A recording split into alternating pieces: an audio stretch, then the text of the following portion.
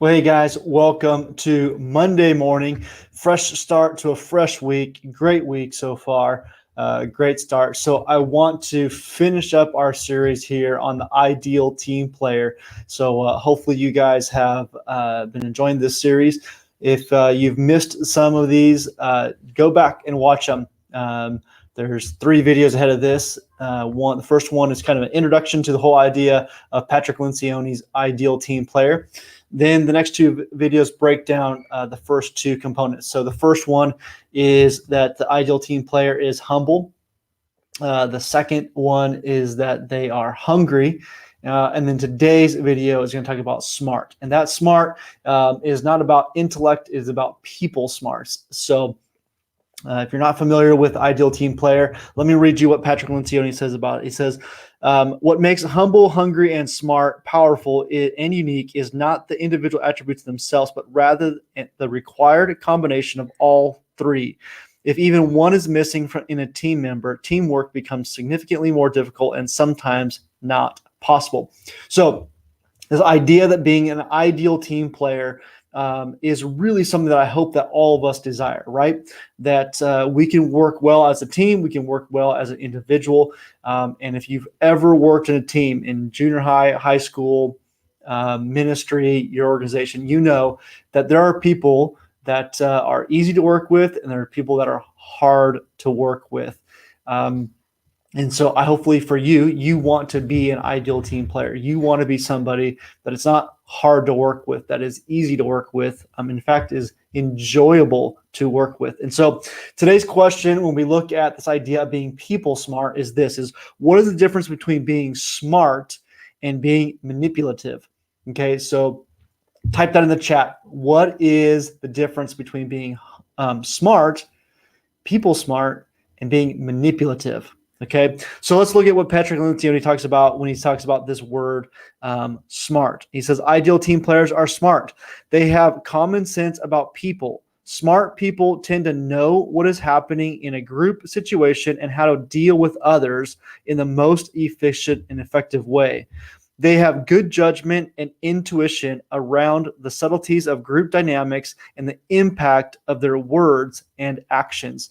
So basically, people who are people smart have a way of kind of feeling what's going on. They just kind of have an idea of what's going on, what's the need in the group, how are things going on. And so why do I think this is so hard? Why do I think it's hard to be people smart? Well, one, honestly, I don't think a lot of people take it seriously. That they really just kind of think, man, I am who I am, and I'm going to be who I am. And it takes a lot of work to be people smart. It takes a lot of work. It takes a lot of self-control. It takes a lot of education, in my opinion, to learn about other people. It takes a lot of education. It takes a lot of learning of how people talk. There's people that are introverts, extroverts. There are people that are external processors, internal processors, right? So to be a good team player, you got to know who's an internal processor that you might have to ask for their input.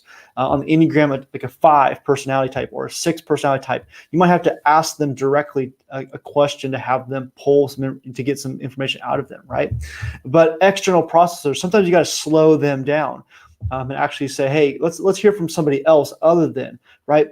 And you yourself, to know, like for me, I'm an external processor. So I always have the ability to just start talking once a question is asked. But I know for me, I have to sit back and allow other people to talk. I have to sit back and know that, hey, sometimes I've got to kind of think through my answer before I just start, because oftentimes I'll say things, 2 or 3 things before I actually get to what I really want to say, right? Because I'm just processing externally, but that's not always good. A lot of times it's best to think through it first and then start. So it takes a lot of work to be dumb. It's hard work to be dumb. Okay, now hold on. Let me tell you what this word dumb really actually means, right? My pastor, he talked about this in a series, a sermon the other day, and I just loved it. He said the word dumb, it actually means this: temporarily unable or unwilling to speak.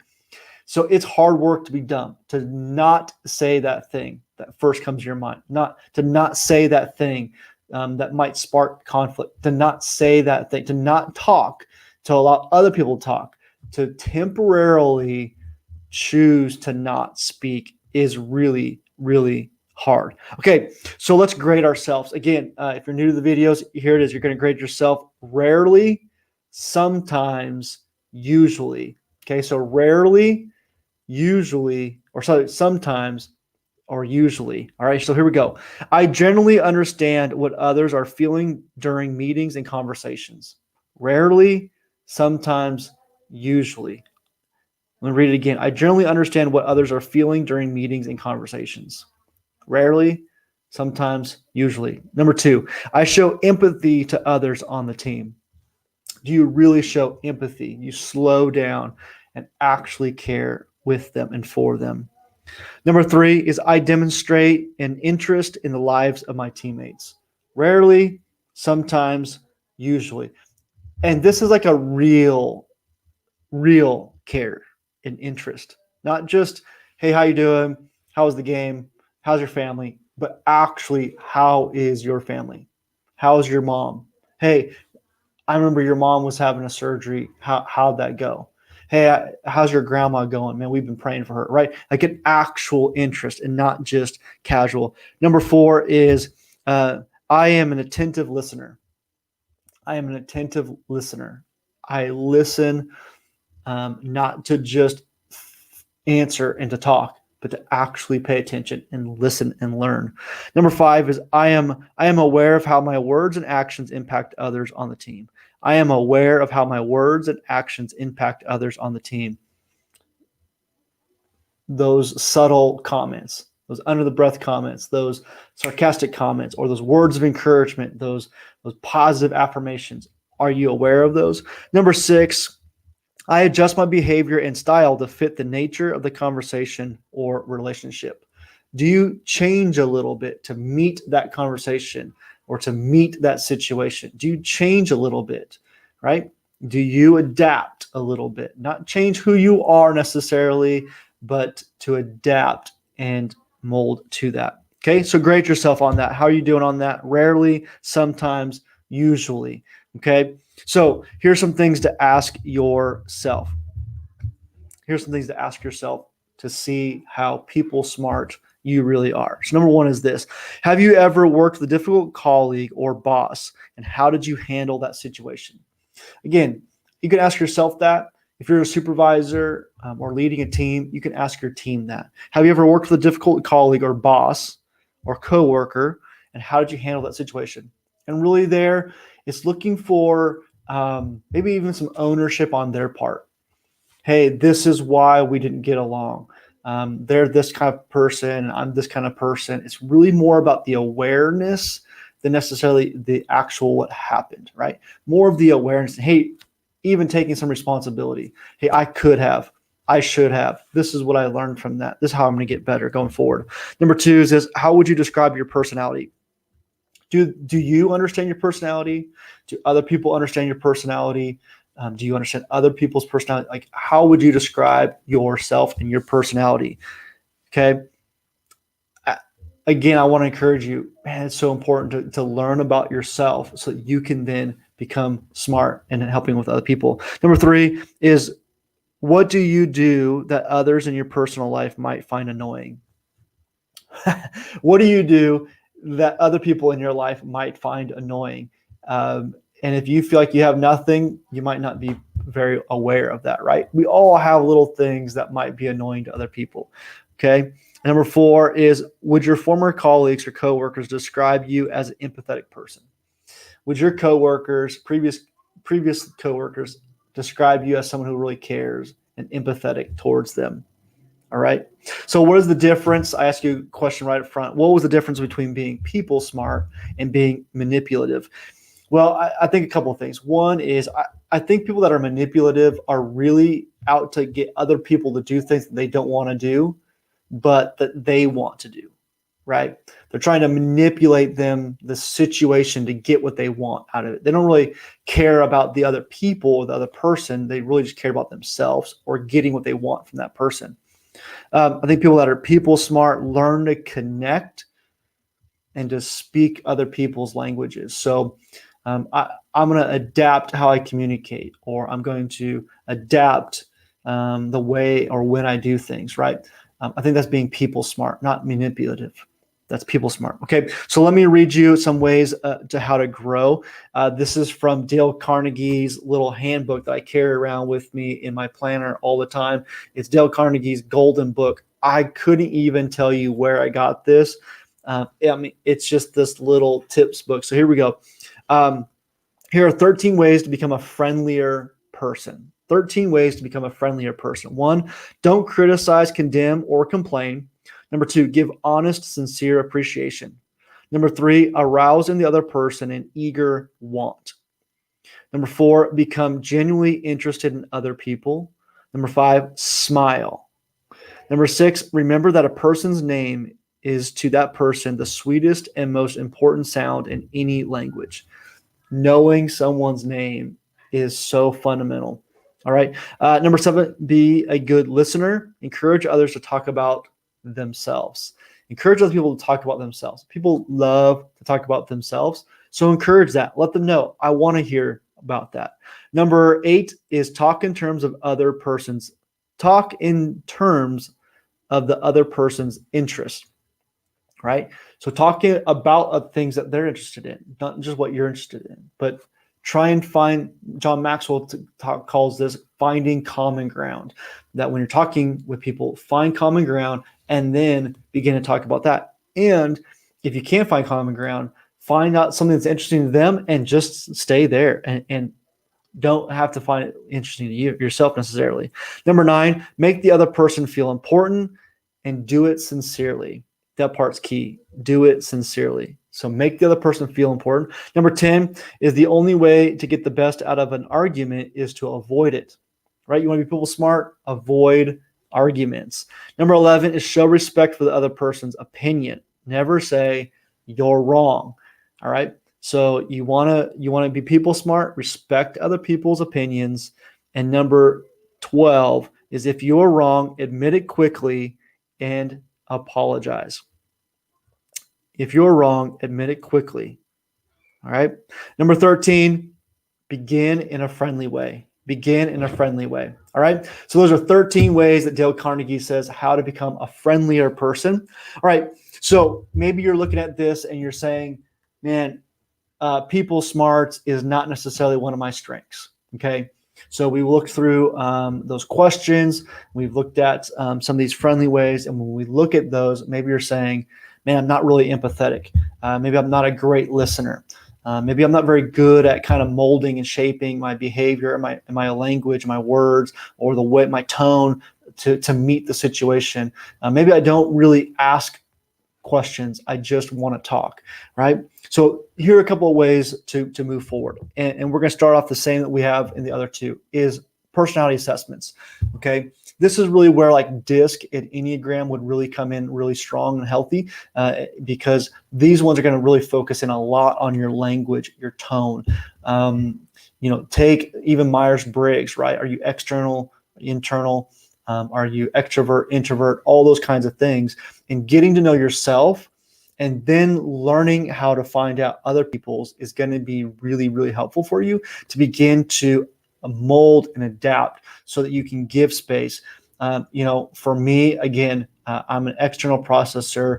I tend to talk fast. I tend to talk real, just intentionally and get going. And so other people want to think, want to process, right? And so when I'm with that people, I have to give them space and to know that silence is okay.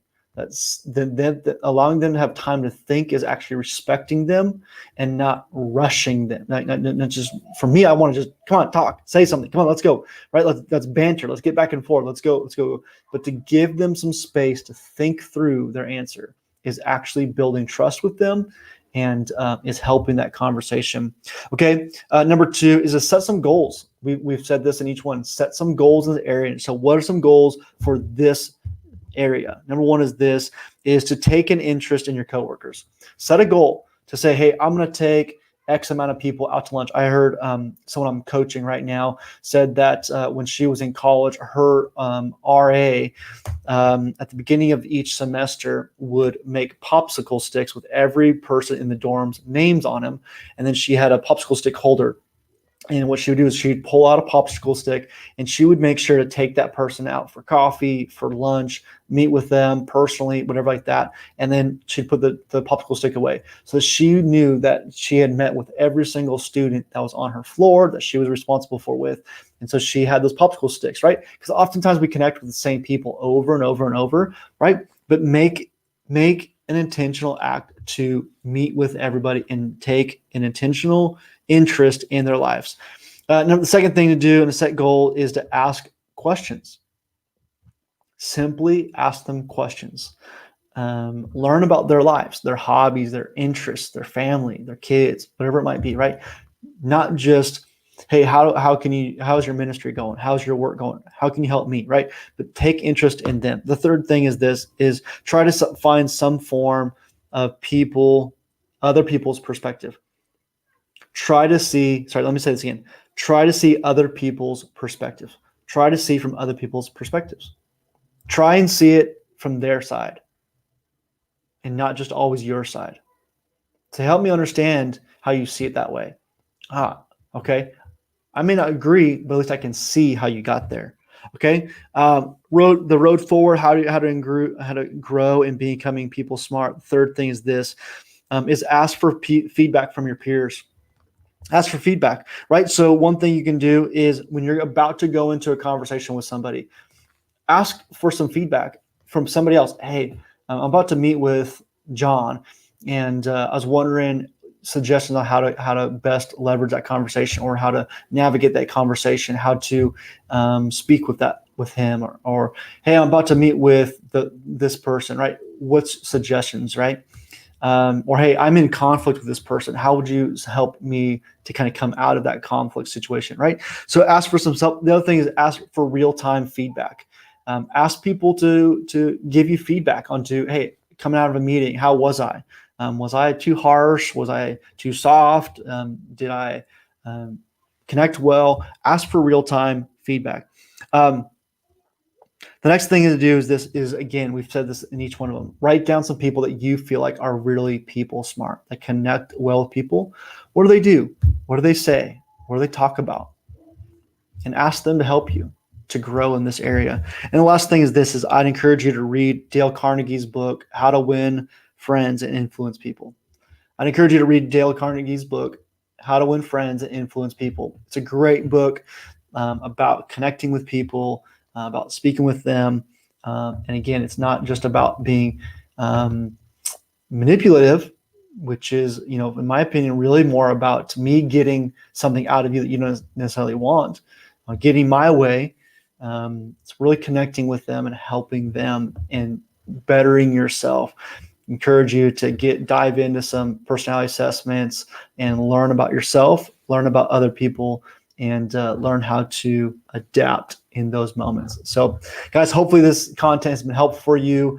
It's really powerful stuff. These three elements are going to help you to become an ideal team player: humble, hungry, and smart. God bless. We'll see you guys tomorrow.